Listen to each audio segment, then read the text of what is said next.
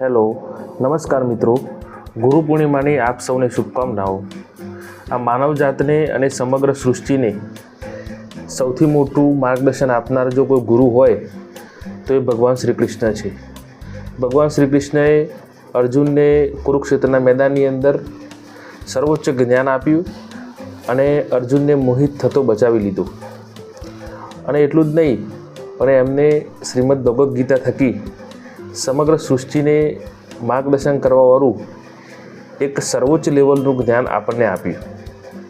શ્રીમદ ભગવદ્ ગીતા દ્વારા ફક્ત અર્જુનનો જ મોહ નાશ નથી પામ્યો, પણ સમગ્ર સૃષ્ટિનો, અને 5000 વર્ષ પછી પણ આજે પણ એ જ્ઞાન આપણને એટલું જ કામમાં આવે છે.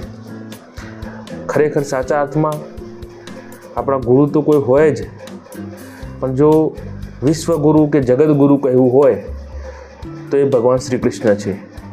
અને ભગવાન શ્રી કૃષ્ણનું આ સર્વોચ્ચ પદ કોઈ લઈ શકે તેમ નથી, કારણ કે એમને જ્યાં સુધી આ સૃષ્ટિ અટલ છે ત્યાં સુધી માનવજાતને કામમાં આવે એવું સર્વોચ્ચ જ્ઞાન આપણને સૌને આપ્યું છે.